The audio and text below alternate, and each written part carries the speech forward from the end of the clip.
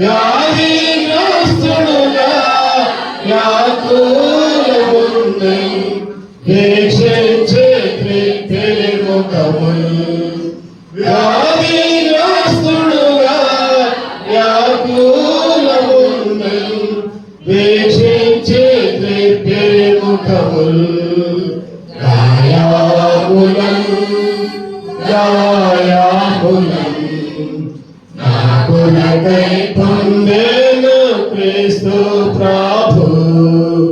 గాయాములను నా కొరకై పొందెను క్రీస్తు ప్రభు. మా రోగములను మా దుఃఖములను మనకై తానే భరించే. మా రోగములను మా దుఃఖములను మనకై తానే భరించే. మోతబడెను బాధింపబడెను ఎంతో శ్రమనుండే మనకై. మోతబడెను బాధింపబడెను ఎంతో శ్రమనుండే మనకై. గాయాములను నా కొరకై పొందెను క్రీస్తు ప్రభు. గాయాములను నా కొరకై పొందెను క్రీస్తు ప్రభు. మారాతి గ్రామ క్రియలను బట్టి మరినలుగా కొట్టబడెను. మారాతి గ్రామ క్రియలను బట్టి మరినలుగా కొట్టబడెను. తాను పొందిన దెబ్బల ద్వారా స్వస్థత కలిగే మనకు. తాను పొందిన దెబ్బల ద్వారా స్వస్థత కలిగే మనకు. గాయాములను నా కొరకై పొందెను క్రీస్తు ప్రభు. గాయాములను నా కొరకై పొందెను క్రీస్తు ప్రభు. Praise lord. దేవుని స్తోత్రం. కూర్చున్నాం అందరం కూర్చున్నాం. సిలువలో పలికిన 7 మాటల గురించి ధ్యానం చేద్దాం. పేదవారు చెప్పడం జరిగింది. ఎవరన్నా ప్రిపేర్ అయితే ఎవరన్నా పేర్లు ఇవ్వండి చెప్పడం జరిగింది. 2 పేర్లు ఇచ్చారు. మొదటిగా చిట్టాల్లో ఇంతకుముందు కూడా ఎప్పుడు కొనసాగుకుంటూ జగ్గేపేటలో ఉండి తర్వాత మళ్ళీ చిట్టాల్లోకి వచ్చి మన మధ్యకి వస్తున్నారు తమ్ముడు ఆనందరావు. 1వ మాట, 2వ మాట, 3వ మాట. మొదటి 3 మాటలు ధ్యానం చేస్తారు. తర్వాత మన మధ్యలో ఉన్న స్పందన సిస్టర్ కూడా 6వ మాట, 7వ మాట ధ్యానం చేస్తారు. అది 4, 5 ఎవరు పేర్లు ఇవ్వాల. పేరు వేయించబడితే ఇప్పుడైనా వచ్చి చదివి కొద్దిగా వివరించి వెళ్ళొచ్చు. 4వ మాట, 5వ మాట. ఒక్కొక్క మాటకి 5 నిమిషాలు టైం. మొదటి 3 మాటలకి ఆనందరావు బ్రదర్కి పావుగంట టైం ఉంటుంది.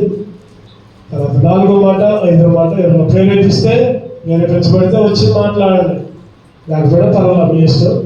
తర్వాత 6వ మాట, 7వ మాట స్పందన సిస్టర్ కూడా వచ్చి టయాన్ని పాటించాలి. మనం సమయాన్ని పాటించాలి. వాటి సమయాన్ని ఆనందరావు బ్రదర్కి అప్పచెప్తున్నాం. 1వ మాట, 2వ మాట, 3వ మాట.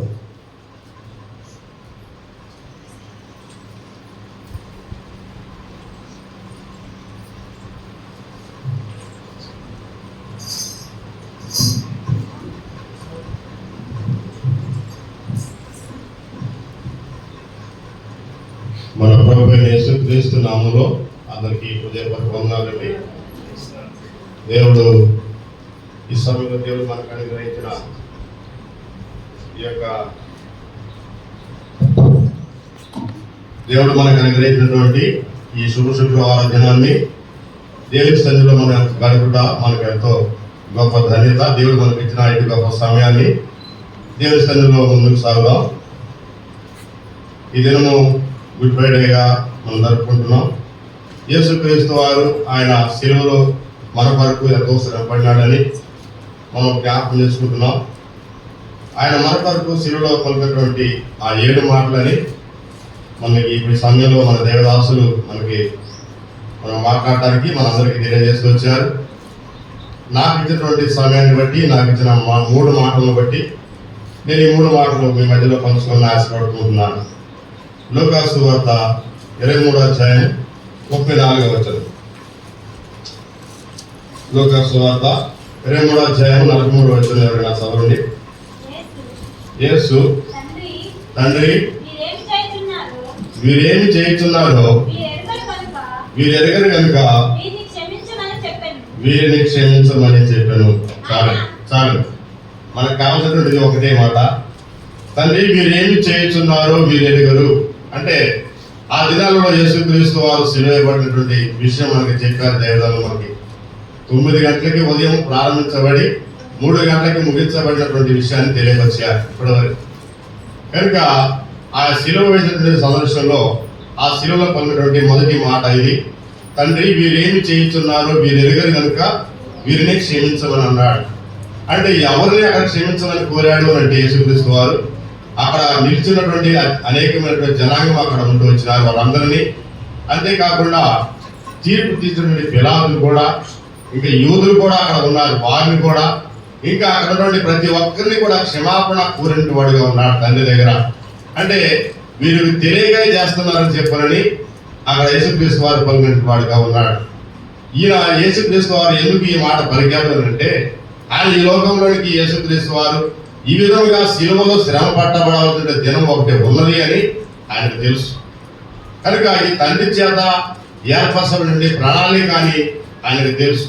కనుక ఆయన యేసుక్రీస్తు వారి లోకానికి వచ్చినటువంటి వాడిగా ఉండి నేటి దినాన్ని ఆయన శిలువలో శ్రమ పట్టబడిన దినముగా, తండ్రి వీరేమి చేయుచున్నారో వీరు ఎరగరు, వీరు నన్ను ఎంతగానో బాధ పెడుతున్నారు, ఇబ్బంది పడుతున్నారు, నన్ను ఎంతగానో మరి అనేక రకమైన హింసలు నన్ను హింసిస్తున్నారు, కానీ వీరు చేసేటువంటిది వీరికి తెలియదు. అంటే నేను ఈ లోకానికి ఎందుకు వచ్చానో, ఈ లోకంలోనికి నేను ప్రతి ఒక్క మానవాళి కోసం ఈ లోకం రక్తం చెందించడానికి వచ్చానని, ప్రతి ఒక్క పాపాలను విడిపించడానికి నేను వచ్చాననే విషయం అక్కడ ఎవరికి తెలియదు అన్నట్టుగా మాట్లాడుతున్నట్టుగా ఉంటా ఉంది. వీరు ఏం చేస్తున్నారు వీరికి తెలియదు. నేను యేసుక్రీస్తు వారి ఈ లోకానికి రావడం పాపాలను క్షమించడానికే వచ్చాను, ప్రతి ఒక్కరు చేసే ప్రతి విధమైనటువంటి వారి పాపాలను విడిపించడానికి వచ్చానని చెప్పానని అక్కడ ఆయన క్షమించమని కోరుతూ వచ్చినాడు. దీనిలో మనం తెలుసుకోవాల్సిన విషయం ఏంటంటే ప్రతి ఒక్కరిని మనం కూడా దేవుడు క్షమించినాడు అని చెప్పని మనం కూడా మన యందు ఎవరైనా చిన్న తప్పు చేసి ఉన్నా కానీ, మన సంఘస్థులనే కానీ, మన కుటుంబంలోనే కానీ, బయట కానీ ఎక్కడైనా క్షమాపణ అనేటువంటి దేవుడు మనకు తెలియపరిచి వచ్చాడు. ఆయన చేసినటువంటి ఆయన క్షమాపణ ప్రతి ఒక్కరిని అనేకులు ఆయన క్షమించిన విధానాన్ని మనం కూడా క్షమించమని మనకి ఈ దినాన్ని ఆయన తెలియపరుస్తూ వస్తూ ఉంటున్నాడు. కనుక ప్రభువుల ద్వారా ప్రభు యేసుక్రీస్తు వారు పలికినటువంటి యొక్క క్షమాపణ అనేటువంటి మాట ఈ లోకంలో ఎవరు పలకలేదు, ఎవరు కూడా ఏ విషయమైన అక్కడ కూడా క్షమించినట్లుగా మనకు తెలియదు. లోకంలో ఇంతకంటే క్షమాపణ పొందినటువంటి వాడు, క్షమాపణ కోరినటువంటి వాడు ఎవరు లేరు. అందరినీ క్షమించమని కోరుతూ వచ్చినాడు ఆయన. కనుక నీ నా పాప జీవితాన్ని ఆయన క్షమిస్తూ వచ్చాడు, నిన్ను ప్రేమిస్తూ వచ్చాడు. ప్రతి ఒక్కరిని ఆయన కూడా క్షమించినటువంటి విధానాన్ని ఈ ఒక్క మాటలోనే సమస్తం పొందుపరచబడుతూ వచ్చింది. రెండవ మాట చూద్దాం. సమయం కొద్దిగా ఉంది కనుక నా ముందు ఇంకా ఉన్నారు కనుక నేను వారికి సమయం నాకు చెప్తాను. లూకా సువార్త 23వ అధ్యాయం 43వ వచనం అక్కడ మాట ఉంటాం చూడండి.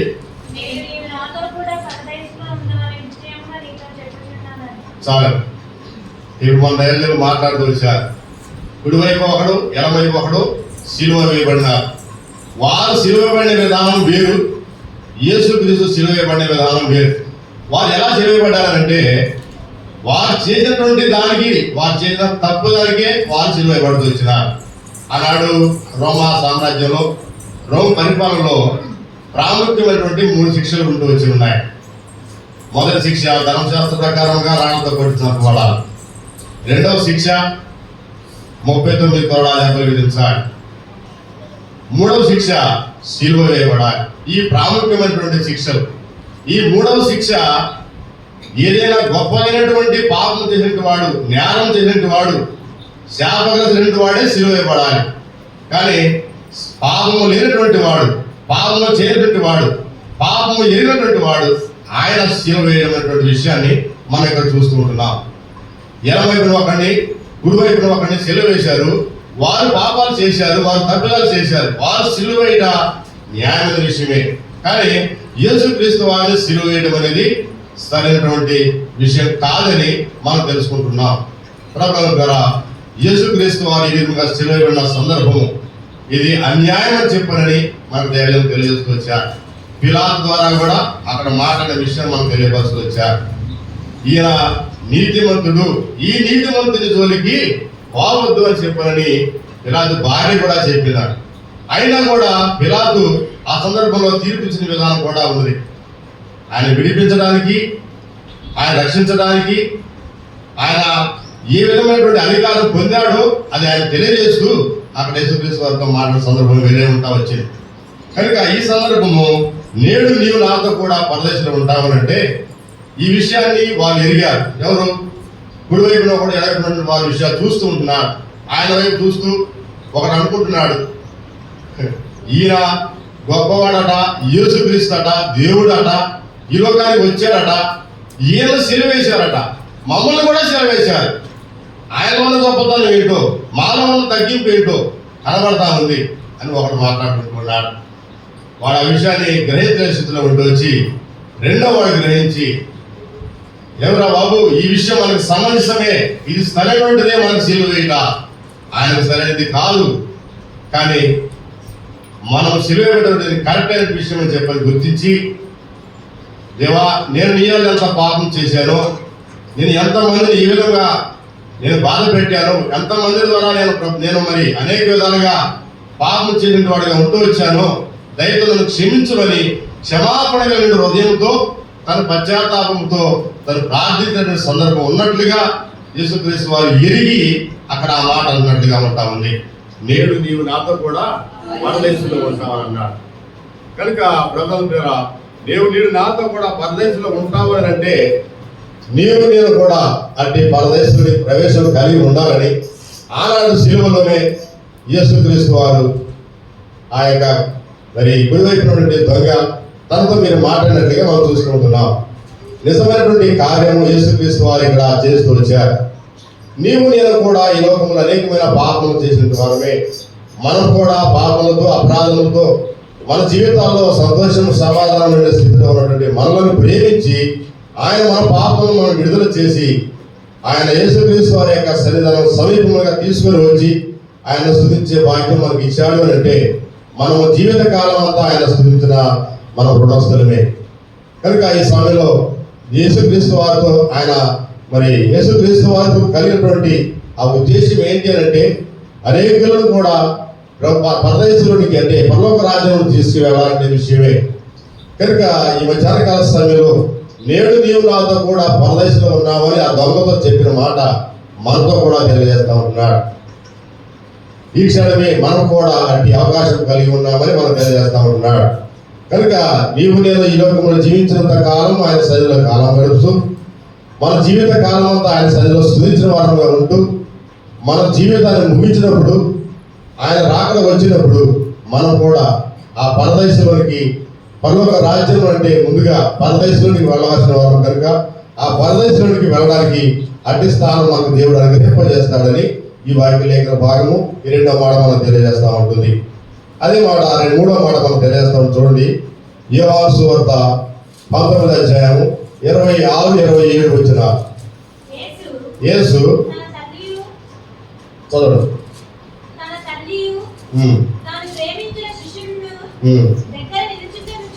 చూచి అమ్మా ఇదిగో నీ కుమారుడు అని తన తల్లితో చెప్పాను. చాలు ఇక్కడ చక్కని మాట ఒకటే ఉంది. ఆ మాట ఏంటంటే అమ్మా ఇదిగో నీ కుమారుడు. అంటే ఇప్పుడు ఈ మాట మనకి ఆలోచన రావచ్చు, ఆయన యేసుక్రీస్తు మరియమ్మ కుమారుడు కాదా అని రావచ్చు. నన్ను కుమారుడు కాదు అని చెప్పని అంటున్నాడు, ఇదిగో నీ కుమారుడు అంటున్నాడు ఏంటి, ఆయన చెప్పుకుంటున్నాడా వేరే వారితో చెప్తున్నాడని మన సందేహం రావచ్చు. కానీ అక్కడ చెప్తున్నట్టే మాట ఏంటి అంటే అది యోహాను చూపిస్తూ ఉంటున్నాడు. అక్కడ యోహాను అంటే బాప్తిస్మం ఇచ్చే యోహాను కాదని, యేసు ప్రేమించిన శిష్యుడులో ఒకడు. అక్కడ యోహాను సువార్తలో చివరి అధ్యాయంలో రాసి ఉంటాడు, యేసు సీమోను కుమారుడైన పేతురు అంటూ మాట్లాడుతుంటాడు, ఇక్కడ యోహాను అంటూ ఉంటాడు. ఈయన ప్రేమించినటువంటి వాడు శిష్యుడు, ఈయన ప్రకటన గ్రంథం రాశాడు, ఈయన యోహాను సువార్త రాసి వచ్చాడు. ఈ ప్రేమించినటువంటి శిష్యుడిగా ఉన్నటువంటి యోహాను చూపిస్తూ యేసుక్రీస్తు వారు ఆ మాట అంటున్నాడు, అమ్మా ఇదిగో నీ కుమారుడు.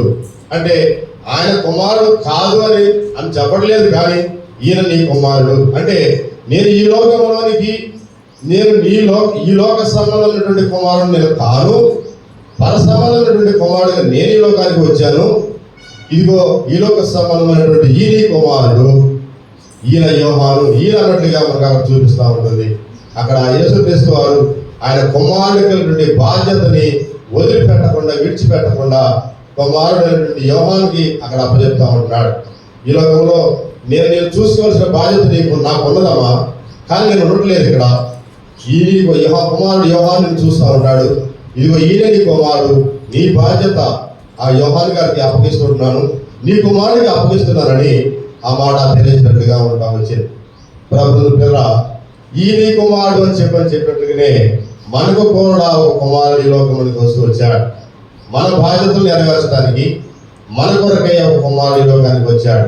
ఆయన ఎవరండి? కన్య మేరీ గర్భంలో వదిలిన యేసుక్రీస్తు వారు. ఆయన ఏకైక కుమారుడు, జనతైక కుమారుడు. ఆయనే మన ప్రభు యేసుక్రీస్తు వారుగా ఈ లోకానికి వచ్చాడు. ఈయన ఈ కుమారుడు ఈ లోకంలోనికి వచ్చి మన యొక్క పాపాలని మనలను ఆయన యొక్క సన్నిధిలో నడిపించి ఆయన యొక్క నిత్య రాజ్యంలోకి తీసుకువెళ్ళడానికి ఆయనకు ఉద్దేశంగా ఈ లోకానికి వచ్చాడు. యేసుక్రీస్తు వారి లోకంలో రావడం గల కారణము ఈ యొక్క విధానము ప్రతి ఒక్కరు ఎరలేని వారుగా వచ్చారు. ఆనాడు యూదులు ఎందుకు యేసుక్రీస్తు వారిని హింసిస్తున్నారో వాళ్ళకి తెలియలేకపోయింది వచ్చింది. అసలు యేసుక్రీస్తు వారి లోకానికి ఎందుకు వచ్చాడో వాళ్ళకి తెలియలేకపోయింది, వాళ్ళకి అర్థం కాలేకపోయింది. కనుక యేసుక్రీస్తు వారు అక్కడ ఒక మాట అంటూ ఉంటాడు, పిలాతు ఆ యొక్క శిలువ శ్రమలు పొందక మునుపు ఒక మాట నేను తెలియజేస్తూ ఉంటాను, క్షమించండి, ఒక మాట నేను ఇక్కడికి వెళ్తున్నాను. 19వ అధ్యాయం ఒక మాట చూడండి, యోహాను సువార్త 19వ అధ్యాయము 11వ వచనం. అందుకు యేసు పైనుండి నీకు ఇవ్వబడి ఉంటేనే తప్ప నా మీద నీకు ఈ అధికారం ఉండదు, అందుచేత నన్ను నీకు అప్పగించిన వారికి ఎక్కువ పాపం కలగలను. ఇక పిలాతు అక్కడ అంటూ ఉంటున్నాడు, నిన్ను విడిపించడానికి నాకు అధికారం ఉంది, నీవు రాజు అన్నట్టుగా చెప్తా ఉంటున్నారు, నీవు దైవకుమారుడని చెప్తున్నారు, నేను శిక్షించడానికి విడిపించడానికి అధికారం నాకు ఉన్నదని చెప్పారని మాట్లాడుతూ నేను శిక్షిస్తాను అన్నప్పుడు అక్కడ యేసుక్రీస్తు వారు అన్న మాటలు మాట్లాడి ఏమన్నాడు, పైనుండి నీకు అధికారం ఇస్తేనే తప్ప అన్నాడు.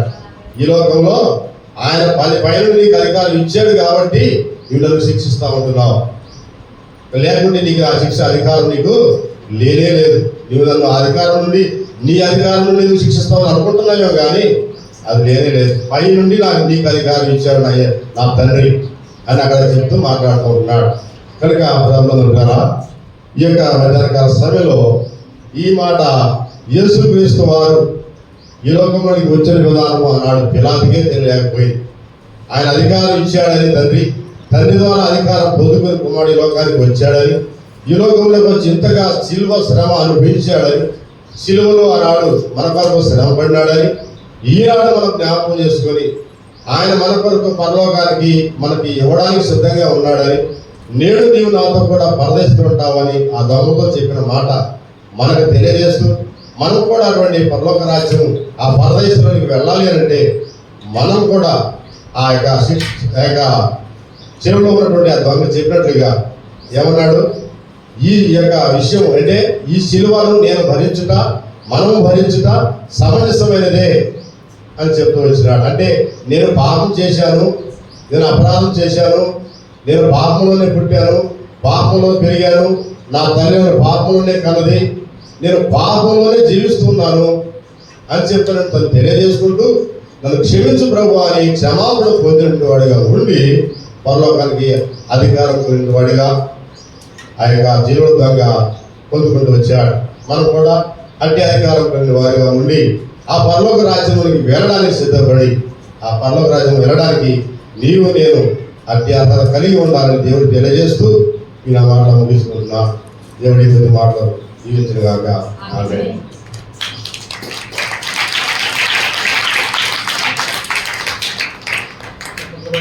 చప్పట్లు కొడదాం.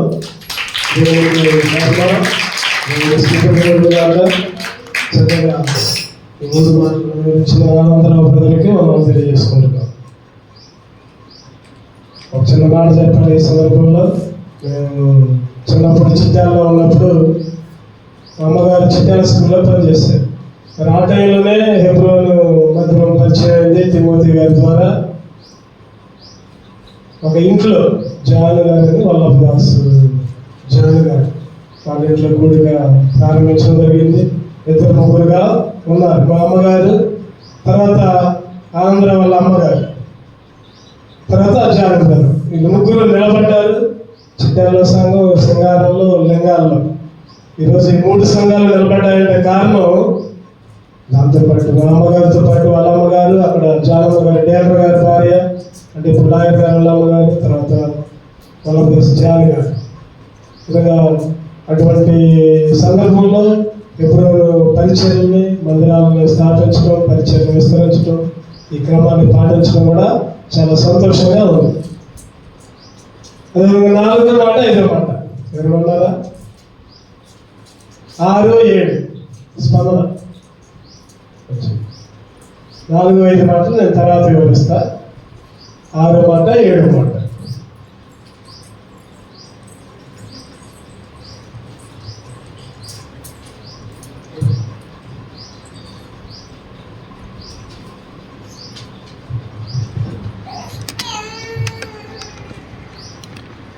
ఆరవ మాట యోహాను సువార్త 19వ అధ్యాయం 30వ వచనం.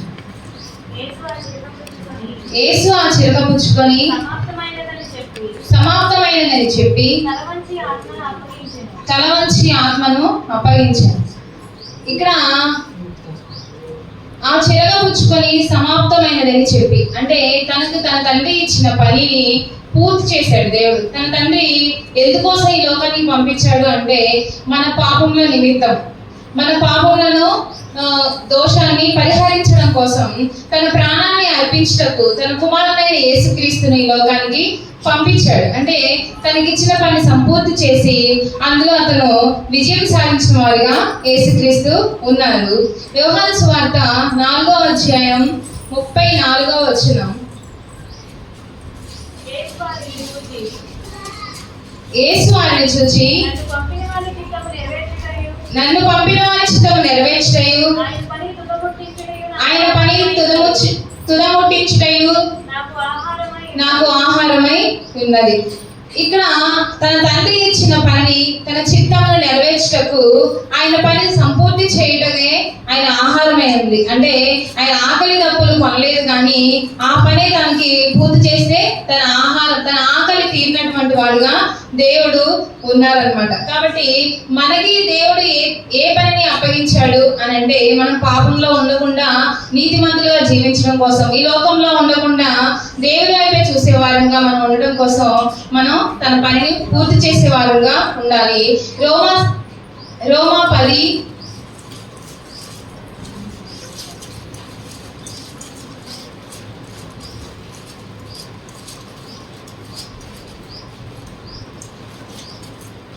రోమా 10వ అధ్యాయం 4.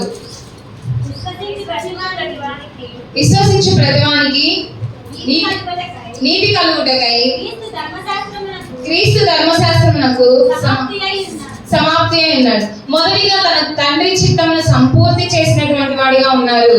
తర్వాత ధర్మశాస్త్రమును సంపూర్తి చేసినటువంటి వారిగా దేవుడు ఉన్నారు. తర్వాత ఎఫెసీ 1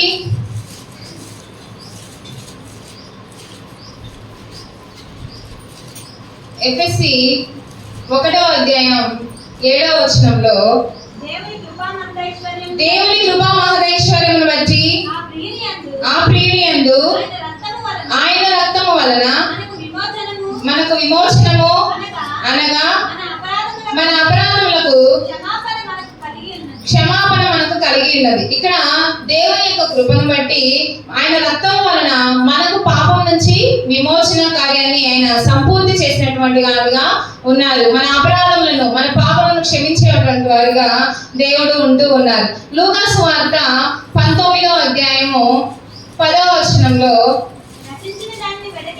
నశించిన దానిని వెదకి రక్షించుటకు మనిషి కుమారుడు వచ్చునని అతనితో చెప్పారు. ఇక్కడ నశించిన దానిని వెదకి రక్షించడం, ఈ లోకంలో ఉన్న ప్రతి ఒక్కరూ పాపం చేసినటువంటిగా ఉన్నారు.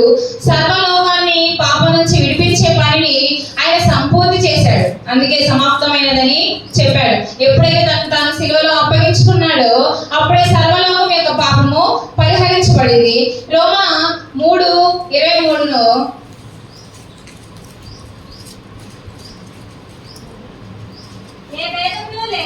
ఏ భేదము లేదు, అందరూ పాపము చేసి దేవుడు అనుగ్రహించి మహిమను పొందలేకపోతున్నారు.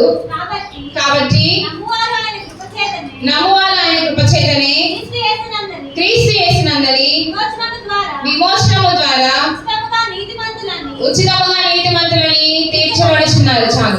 ఇక్కడ ఆయన యొక్క ఇక్కడ చూడండి, ఆయన నమ్మువారు అంటే మనం ఆయన నమ్మాలి. ఇప్పుడు మనకి ఒకరిని పని చేస్తున్నాము అంటే వారిని నమ్మాలి, నమ్మితేనే కదా మనం పని ఇచ్చేది. అయితే దేవుని నమ్మినప్పుడు మాత్రమే ఆయన కృప చేత మన పాపాలు పరిహరించబడతాయి. ఆయన కృప చేత మన పాపాలకు విమోచన విడుదల కలుగుతూ ఉంది. కాబట్టి మనకి పాపాల నుంచి విమోచన కలుగచేయాలని దేవుడు ఏం చేశాడు, తనపై మన పాపాలకు రావాల్సిన శిక్షను తనపై వేసుకొని ఆయన సిలువలో బలియాగమయ్యారు. అంటే మనకు రావాల్సిన శిక్ష తానే భరించారు.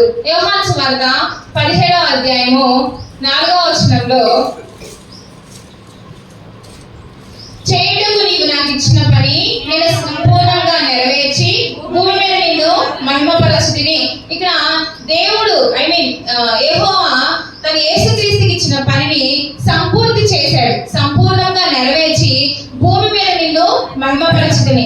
అంటే తన కుమారుల వల్ల తన తండ్రికి ఎలా అయితే మహిమ చేకూరిందో మనం చేసే వల్ల, మన ప్రవర్తన వల్ల కూడా, మన పాపాలు చేయకుండా పరిశుద్ధంగా జీవించడం వల్ల దేవుని మనం మహిమపరిచే వాళ్ళుగా ఉంటాము.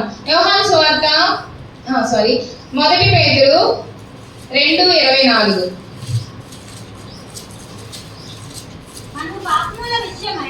మన పాపముల విషయమై చనిపోయి నీతి విషయమై జీవించినట్లు ఆయన తానే తన శరీరమందు తన పాపములను మన పాపములను మ్రాను మీద మోసుకొనెను. ఆయన పొందిన గాయముల చేత మీరు స్వస్థత నొందిరి. చాలు. ఇక్కడ దేవుడు ఆయన పొందిన గాయం చేత మనకి స్వస్థత కలుగ చేశాడు. ఇక్కడ సిలువలో వేసేది పాస్టర్గా చెప్పారు తన శ్రమలు సమాప్తమైనవి అని. అయితే తన శ్రమలు సమాప్తం అవ్వడం వల్ల మన పాపములు పరిహరించబడ్డాయి. కాబట్టి మనం చేయాల్సింది ఏంటి అని అంటే, మన వెనక తిరిగి మళ్ళీ అదే పాపం చేస్తే మన దేవుని మళ్ళీ సిలువ వేసినట్టే, మరలా సిలువ వేసినట్టే. మనం మరలా ఎన్నిసార్లు అయితే పాపం చేస్తామో అన్నిసార్లు సిలువ వేసినట్టే. అయితే మనం ఎప్పుడు ఎలా ఉండాలి అంటే పరిశుద్ధంగా జీవించే వారంగా ఉండాలి. అంటే మన జీవితం నూతనంగా ఉంటూ రావాలి. కాబట్టి ఇక్కడ 6వ మాట ప్రకారం దేవుడు తన తండ్రి చిత్తాన్ని నెరవేర్చాడు, ధర్మశాస్త్రాన్ని సంపూర్తి చేశాడు, అలాగే విమోచన కార్యాన్ని మన పాపం నుంచి విమోచించారు. ఇది 6వ మాట. తర్వాత 7వ మాట లూకా సువార్త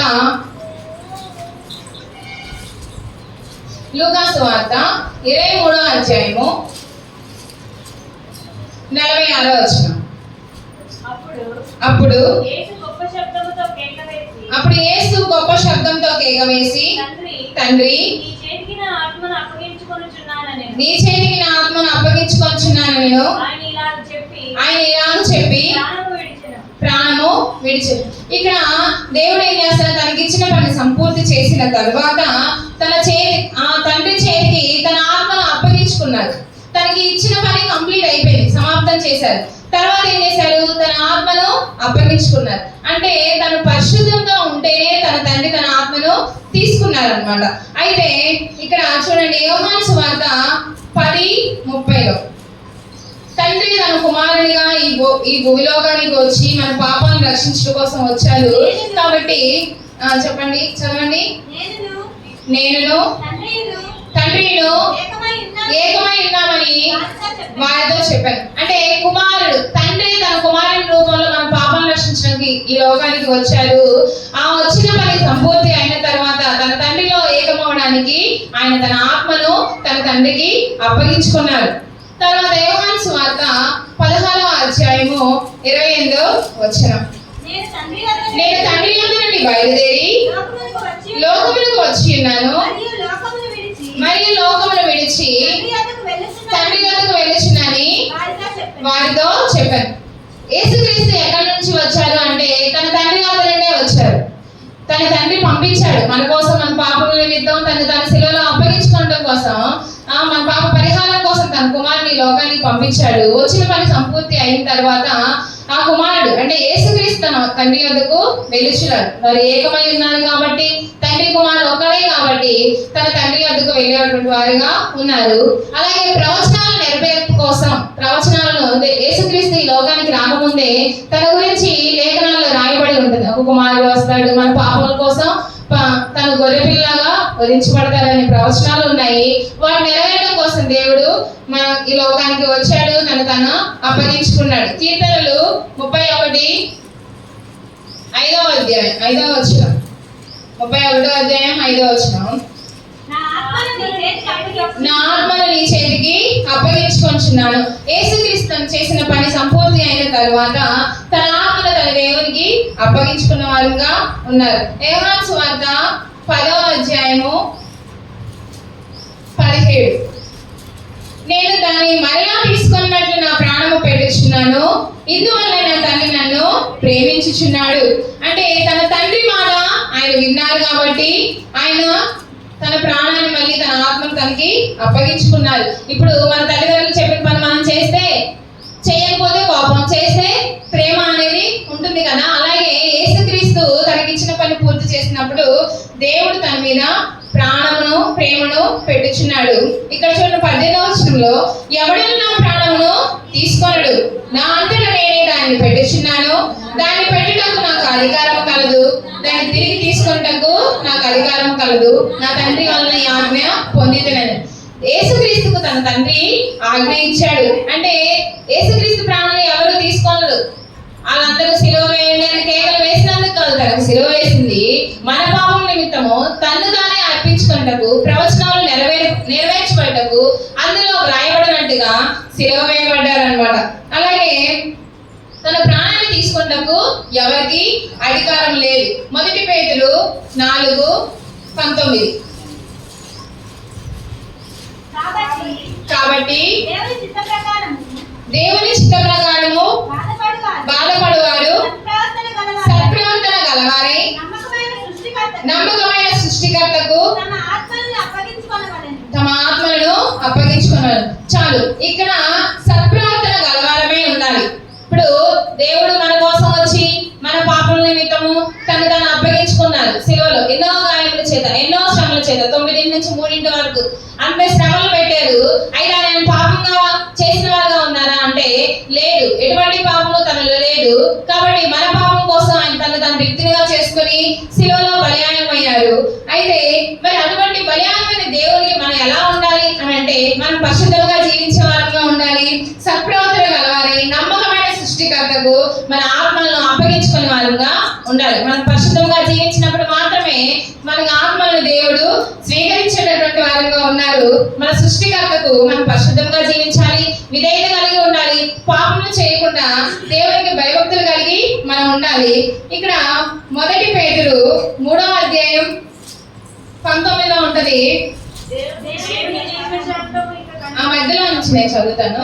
చెరలో ఉన్న ఆత్మల యొద్దకు ఆయన ఆత్మరూపిగానే వెళ్ళి వారిని ప్రకటించెను. ఆ ఓడలో కొందరు అనగా 8 మంది నీటి ద్వారా రక్షణ పొందిరి. దానికి సాదృశ్యమైన బాప్తిస్మం ఇప్పుడు మిమ్మల్ని రక్షించుచున్నది. ఇక్కడ రక్షణ పొందారు వాళ్ళు. అంటే తన ఆత్మ ద్వారానే వెళ్ళి ఆత్మరూపిగా వాళ్ళకి ప్రకటించారు. మనం ఉండే ప్రవర్తన వల్ల, మనం ఉండే పరిశుద్ధంగా మనం జీవించడం వల్ల, దానివల్ల మనం స్వార్థ ప్రకటించే వారంగా ఉండాలి. ఆ ప్రవర్తన వల్ల వాళ్ళు ఎదుటి వాళ్ళు రక్షణ పొందేటువంటి వారంగా మనం ఉండాలి. దేవుడు తన ఆత్మరూపిగా ఇక్కడ ప్రకటించినప్పుడు 8 మంది నీటి ద్వారా రక్షణ పొందారు. మన వల్ల కనీసం ఒక్కరైనా రక్షణ పొందేటువంటి వారంగా మన ప్రవర్తన అనేది ఉండాలి. ఇక్కడ తన ఆత్మ వల్ల సంపూర్తి చేసినటువంటి వారంగా దేవుడు ఉన్నారు. కాబట్టి మనం ఎలా ఉండాలి అని అంటే, దేవుని కొరకు నీతిమంతంగా జీవించాలి, పాపం లేని వారుగా జీవించాలి. అలా ఉంటేనే నిత్య రాజ్యానికి వారసులు అవుతారు. ఇచ్చిన వాక్యం దేవుడు దీవించినారు.